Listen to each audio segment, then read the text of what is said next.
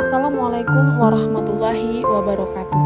Salam sejahtera bagi kita semua. Shalom, Om Swastiastu, Namo Buddhaya, dan salam kebajikan. Selamat datang di laporan aktualisasi dan habituasi nilai-nilai dasar kedudukan dan peran PNS dalam NKRI. Halo, perkenalkan, nama saya Siti Khalifah Hafido, merupakan peserta Latsar Angkatan 2 tahun 2022 dengan nomor urut 24. Saya merupakan peserta Latsar CPNS yang bekerja di Rumah Sakit Pratama Nawacita Datah Dave, Kecamatan Lompahangai, Kabupaten Mahakam Ulu, Provinsi Kalimantan Timur, sebagai nutrisionis terampil. Saya akan menyampaikan hasil laporan habituasi saya selama 1 bulan dalam kegiatan Latsar CPNS Kabupaten Mahakam Ulu bekerja sama dengan Puslatbang KDOD.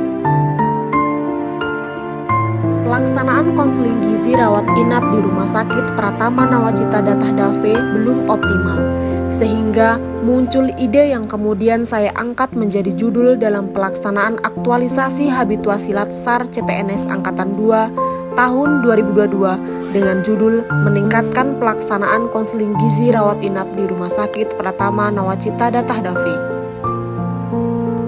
Sebelum melakukan kegiatan aktualisasi, saya meminta izin kepada Kepala Tata Usaha Ibu Francisca Songgun AMDKep dan melakukan konsultasi dengan mentor saya, yaitu Bapak Dr. Josimar Hagus Faru Sinaga selaku Direktur Rumah Sakit.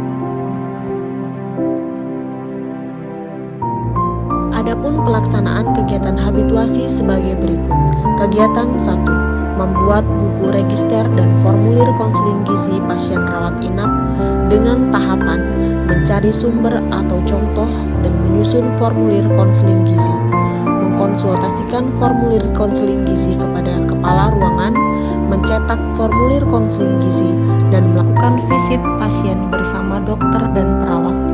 Setelah itu, konsultasi dengan dokter terkait dengan diagnosa dan terapi gizi yang akan diberikan kepada pasien. Kemudian dilakukan screening gizi dan dilanjutkan dengan konseling gizi.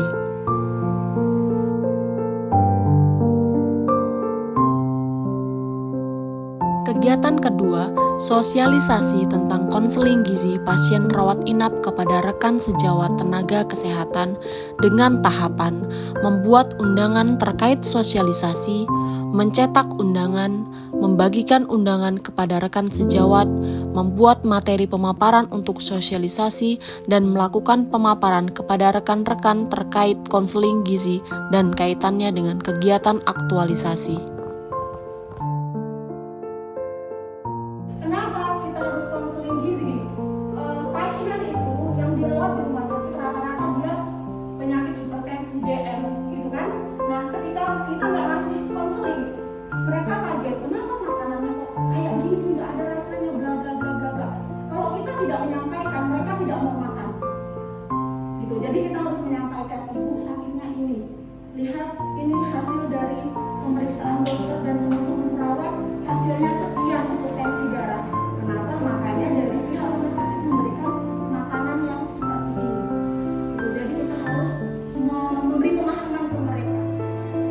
Kegiatan ketiga, membuat media leaflet konseling gizi dengan tahapan merancang dan mendesain leaflet menggunakan aplikasi Canva, berkonsultasi dengan mentor tentang leaflet yang dibuat, mencetak leaflet yang telah disetujui, dan membagikan leaflet yang telah dicetak kepada pasien.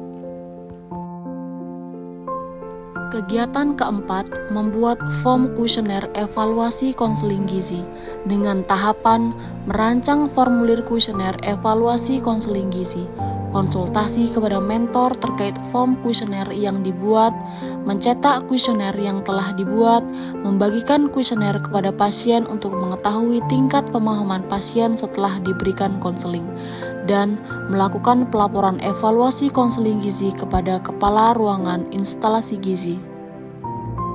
Kegiatan kelima, membuat media lembar balik tentang gizi untuk sosialisasi dengan tahapan mendesain isi materi lembar balik menggunakan aplikasi Canva, berkonsultasi dengan mentor terkait lembar balik yang telah dibuat, mencetak lembar balik yang telah disetujui di percetakan, dan sosialisasi kepada pasien di ruang rawat inap. Berikut testimoni pasien setelah mendapatkan konseling gizi dan testimoni dari Kepala Ruangan Rawat Inap.